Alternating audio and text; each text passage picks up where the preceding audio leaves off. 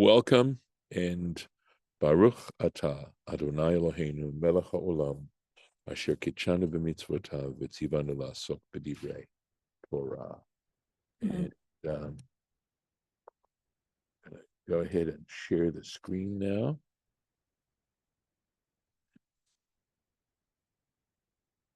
And we are, as you can see, on the Parsha of Bahar. That's right over here. And very often Bahar and the very last Parsha of Leviticus are combined, and they are in fact combined this year too.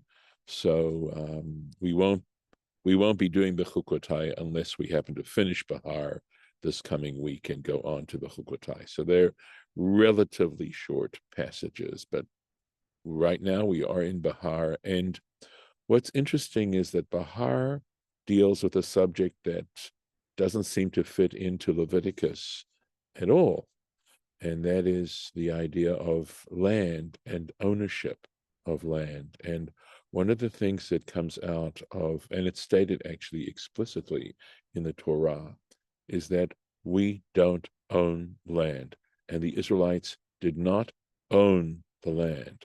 The land belonged to God, and we are, in a sense, renters on that land.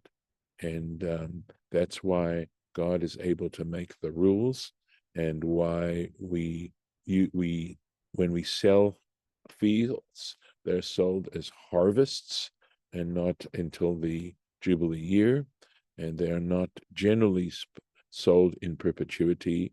But the last time we had met last year, we had discussed a circumstance where a house or some other property might be sold in perpetuity. And here we are. And if your brother becomes poor, in other words, his circumstances fall, they go low, they become low. Umata yado imach. And literally, this is an idiom, right? And it literally means his hand comes below with you, under you, perhaps. And the way Safaria translates it was, and comes under your authority.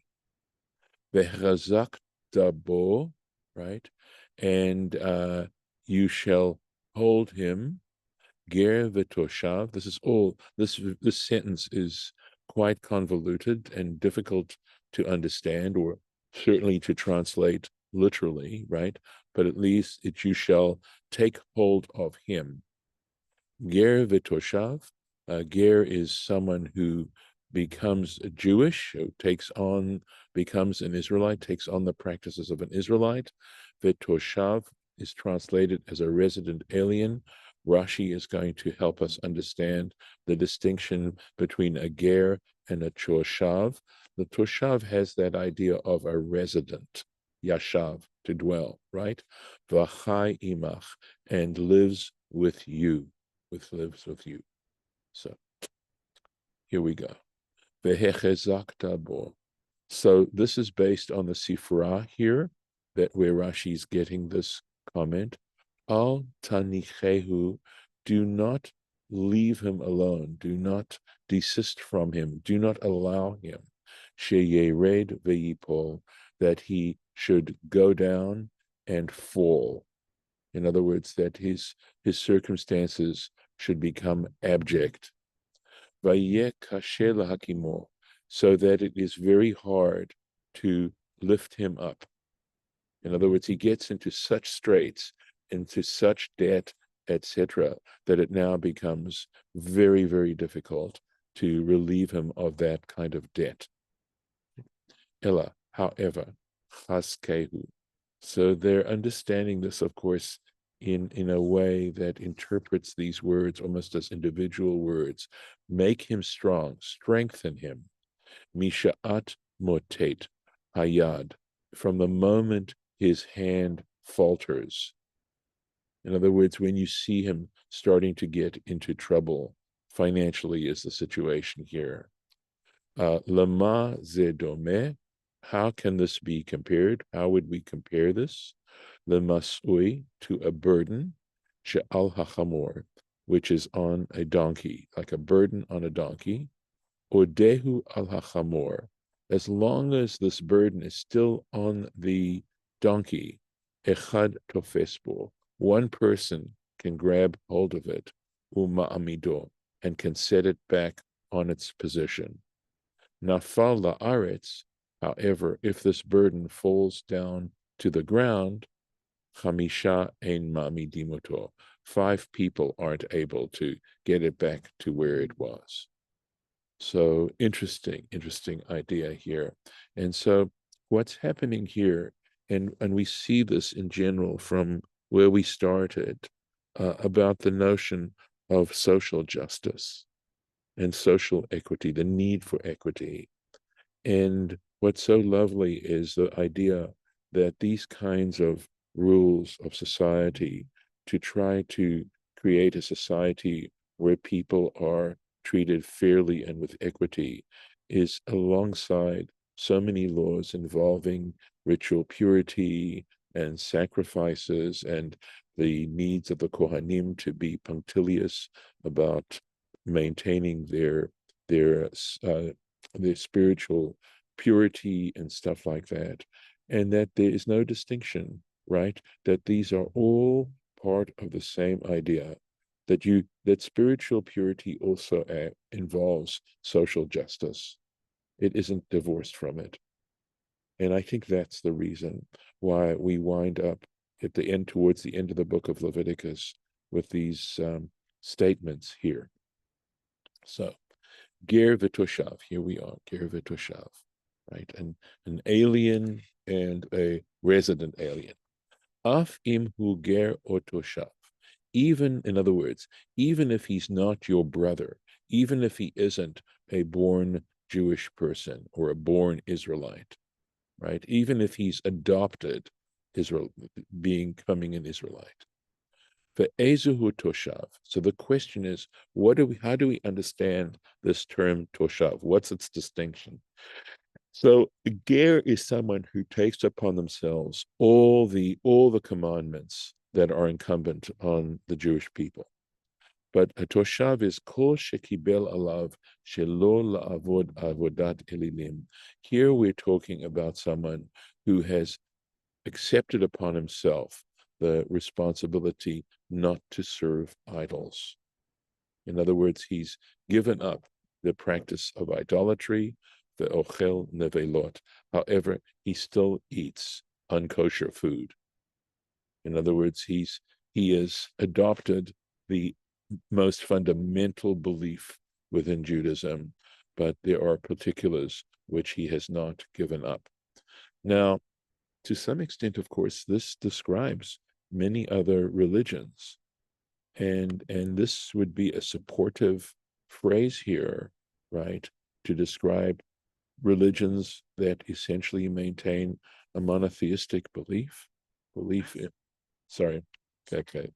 I don't know if you heard that. I'm sorry. I need to turn off my phone. 1 second. Sorry.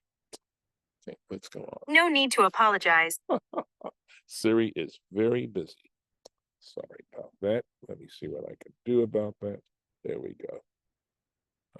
All right. Got it on Do Not Disturb. Okay. Well, that's part of the reality of doing this here. So going on. Al tikach. Now, this is a very interesting mitzvah here. Do not take me'ito, from him, neshech v'tarbit. Neshech is interest. Tarbit possibly means compound interest. V'yareta melohecha, but you shall fear your God, v'che achicha imach, that your brother should live alongside of you.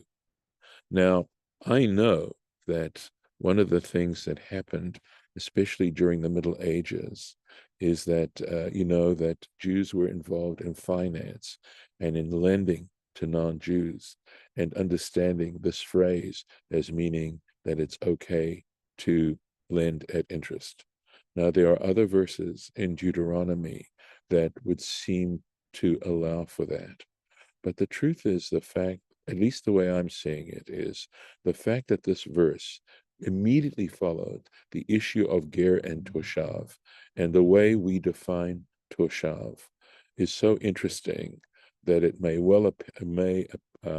apply to people who have not officially adopted Judaism, let's say, but nevertheless have adopted the idea of belief in one ultimate, existent, transcendent being, would also put them in this category as well, at least in my humble opinion. So let's go on and see this. So these ideas, by the way, are developed very deeply in terms of what we mean by charging interest, and that there are very severe laws and very rigorous laws against the idea of charging any kind of interest, not necessarily in terms of dollars and cents, but in terms of food or other benefits that attach themselves to lending something. And I suspect that part of this is also consistent with the idea that we don't really own anything, that we ourselves are gerim v'toshavim in this world. So neshech v'tarbit, right? Interest, and we'll translate it as compound interest. L'rabot, okay, so it means sort of to multiply. That's why I'm translating it as compound interest. Chad shavinhu rabbanin. So it says our rabbis, our sages, equate the two. They're saying they're both the same thing. La'avor alav bishnei lavim. And so the reason why it doesn't say neshech, or it doesn't just say tabit, why it says both, is to now make sure that this has a double negative commandment, a double prohibition on it. And we'll see why in a moment, as we see, v'yareta me'elohecha, but you shall fear your God. Why is this? What is this got to do with it? This law, why is this added on here? Lefi shidda'ato, the reason is that it is our habit, it's in our minds, shel adam nimshechet achar haribit, right? Because it is human nature, is what he's saying, to be drawn towards charging interest. That charging interest is not only sort of a business matter, but is also the very nature of human beings to want some favor for a favor. And he's saying, and it's very difficult to separate yourself from, or to give up this particular tendency, this inclination. Or more and in doing this, in seeking ways in which to get away with charging interest, right? He decides for himself. Morela more means as if it was a halachic ruling. He says, it's halachically permissible, heter, a permission, bishvil ma'otav, on account of his money, shehayu betelot etzlo, that were being unused for any other purpose, right? So he has obviously this money available to lend out, right? And he wants that money to make money, right? And for this reason, because it is the very nature of human beings to want to gain some sort of favor for lending money, right? Doing this, it was necessary for the verse to say, "Vayareta me'elohecha," you shall fear God. And here we go, right? In other words, that your respect for God should be such that you overpower this inclination of yours to charge interest, some kind of interest. And this is from Baba Metzia, page 62. Or another situation, Hatole ma'otav benochri, one who assigns his money to a Gentile, kedei lahalvotam, so as to lend that money, right? To lend that money, the Yisrael beribit, to a a fellow Jewish person using interest. In other words, this prohibition is assigned to Jews. We're told explicitly not to lend other Jews money at interest. And so what you do is you assign the money to a non-Jew, and since a non-Jew isn't forbidden, he doesn't come under this particular law, that way the money can be lent at interest, and you've sort of created a ruse to be able to do this. Hare ze davar hamasur lelibo shel adam. He says, doing things in this particular way, using a ruse, is something that no other person needs to or might be able to detect, that we can't read other people's minds as to what they're doing. Umachshavato. You can't say what's in a person's heart. Okay, this is something that is in a person's heart or in his thoughts. And for this reason, it says, so you shall fear your God. And this again would support what I have tried to explain, that the idea of being God-fearing means that you're the kind of person who, even if no one else would know that you are doing something inappropriate, you still wouldn't do it. It isn't what can I get away with, which of course is unfortunately an attitude out there. So et kaspacha lo titen lo. Sorry, let's go on with this. You shall not give your money to him beneshech, with an interest, and not only when it comes to money, uve marbit, right? And again, this is sort of, you can't call this compound interest, right? But you could have to say, some kind of benefit back to you. Lo titin och lecha. You shall not give him your food, right?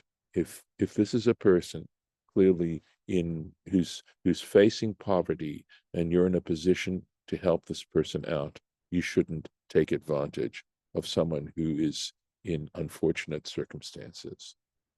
And of course, this is also consistent with the laws that this Parsha started off with about the sabbatical year. Okay. And here are additional statements supporting the reason for God being able to tell us these things and to demand them of us. Ani Hashem Elokechem, I am the Lord your Elohim. Right, and this is the idea of this is describing God's transcendency, right? And the Elohim is the part that has that God has that right, or we take upon ourselves the willingness to observe divine commandments, to sense that we're commanded.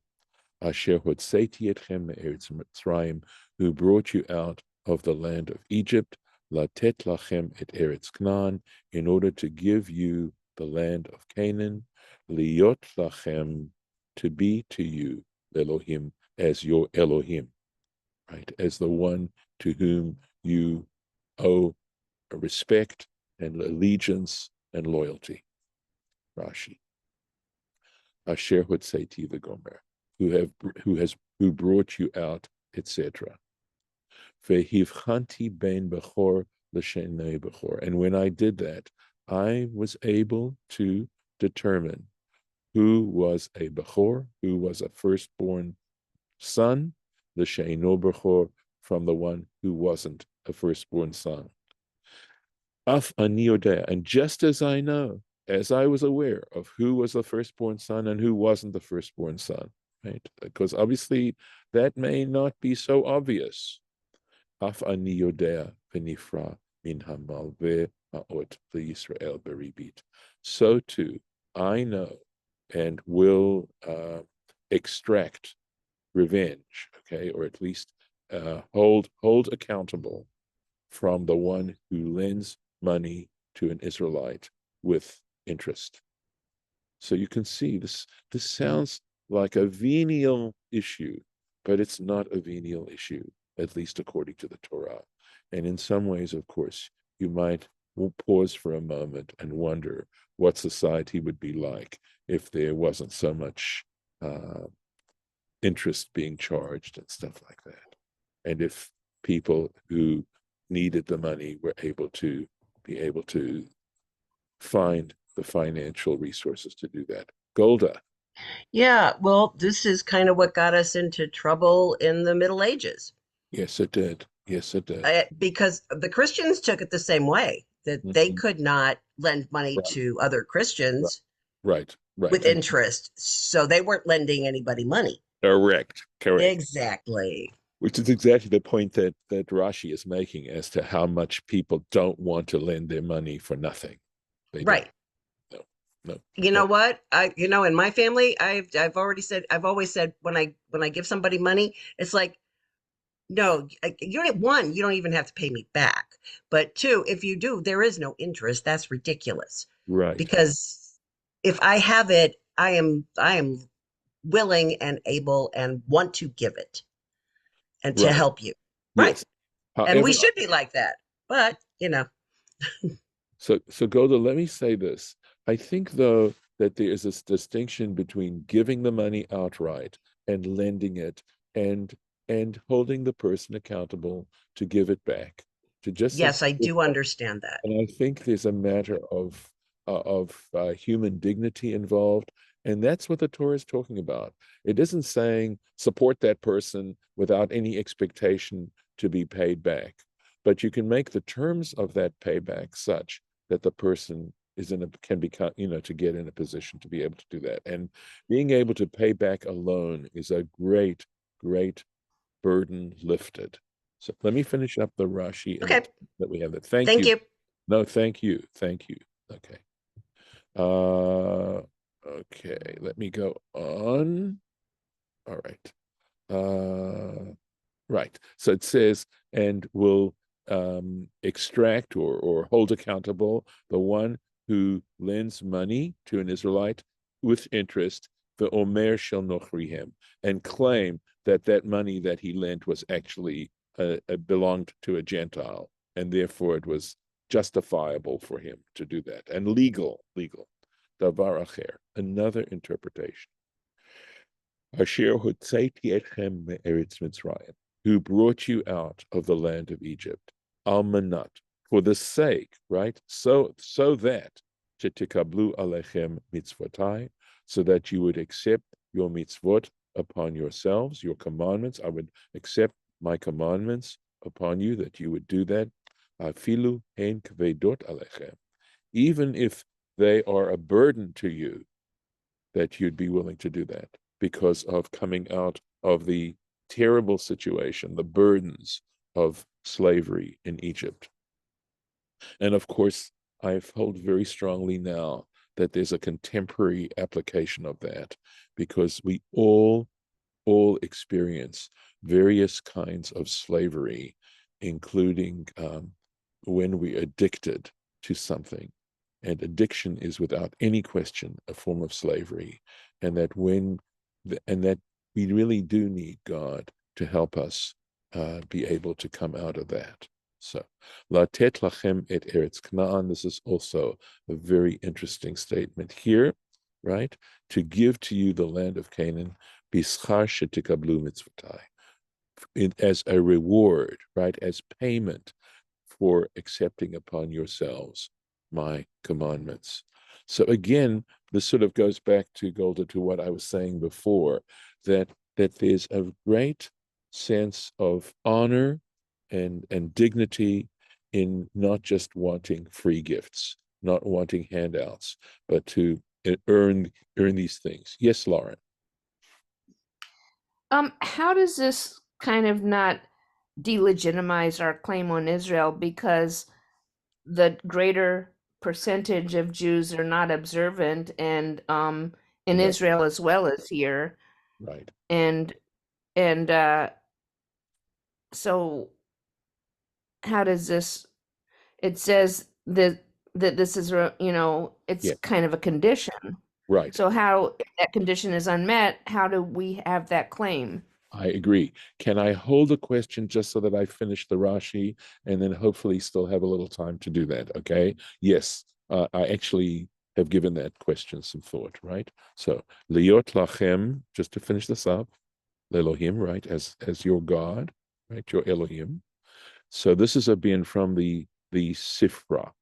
Shekol Hadar Be'eretz Yisrael, because anyone who lives in the land of Israel, Ani lo Elohim, if you part of accepting God as your God is actually living in the land of Israel, V'chol hayotze mimenu, and anyone who leaves it, ke'oved avodat elilim, it's as if they are serving idols. Now, I think I need to explain that. We didn't have a choice initially, right? When we were thrown into exile, it wasn't a free choice to leave Israel. We were forced to do that. But let me go back to your question, Lauren, and say, yes, I have. Well, as far as what you just said, though, Mhm. um, it was a mixed bag. There were many people who left for economic reasons willingly, and there were some who were forced out, and there were some who stayed.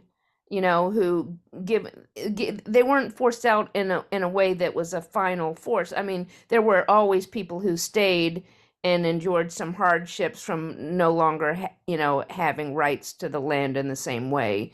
But I'm just saying that there was a mixed bag of people who left willingly, who left because of the hardships of expulsion, and who actually stayed. We know that the Romans called it Palestine and not Judea, just to delegitimize any Jewish, any But Jewish. not all the Jews left, No, not all the Jews left, but it was a and very some Jews had already left willingly.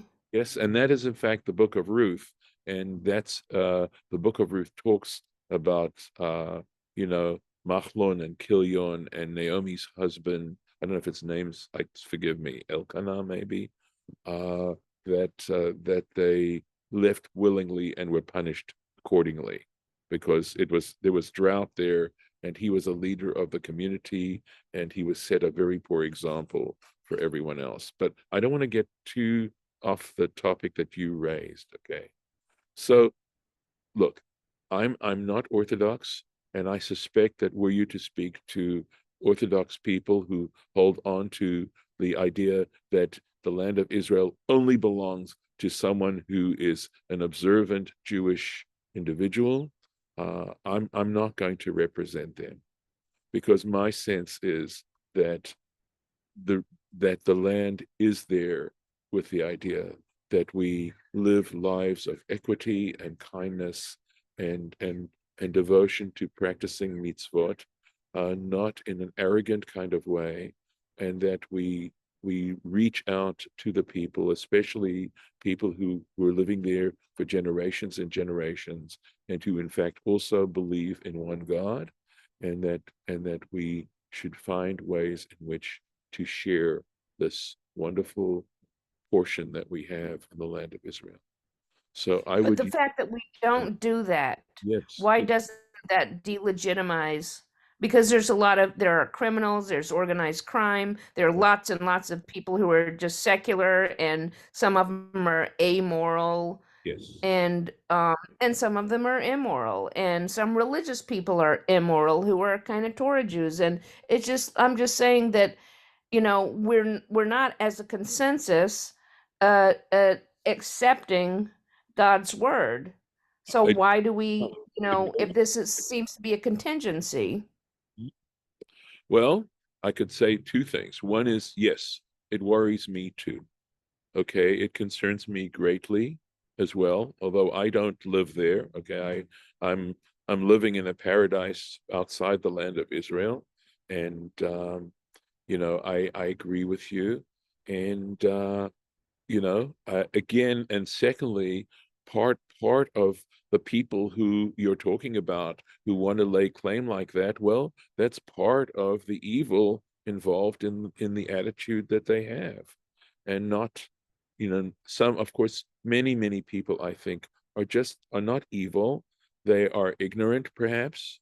That's a problem. If you don't study Torah, you never come across these kinds of things, and so these things aren't things you even think about, and you tend to think more in terms of nationalistic values and stuff like that. And I hate to say it, but I think nationalism itself is a type of idolatry.